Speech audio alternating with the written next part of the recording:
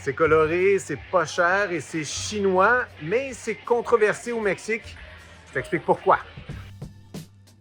Des boutiques comme celle-là, c'est un peu l'équivalent physique de faire du magasinage en ligne sur des sites chinois bon marché. Les prix sont très bas, 2 fois, parfois même 3 fois moins cher que ce qu'on paierait dans d'autres boutiques ici au Mexique. C'est pas cher parce que parfois c'est de la contrefaçon, parfois c'est importé illégalement sans payer de droits de douane, par exemple. Il y a évidemment beaucoup de Mexicains qui se plaisent à pouvoir payer pas cher pour ce genre de marchandises, mais depuis quelque temps, il y a des Mexicains aussi qui disent attention, parce que ce sont des produits importés de Chine plutôt que d'être fabriqués ici, ça veut dire qu'il y a des pertes d'emplois, il y a moins de Mexicains qui travaillent.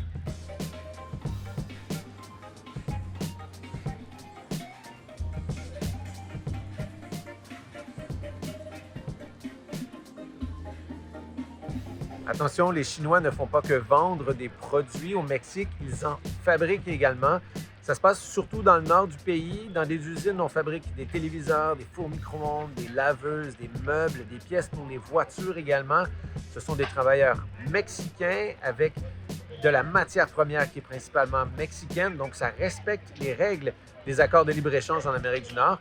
Par contre, dans certaines de ces usines, les capitaux viennent surtout de Chine.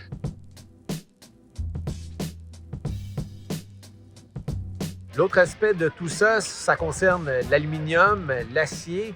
Les aciéries américaines, par exemple, accusent les Chinois de camoufler leur acier, leur aluminium au Mexique, c'est-à-dire de le faire rentrer sur le marché d'Amérique du Nord en le faisant passer pour un produit mexicain, en fait, alors que ça serait surtout un métal chinois.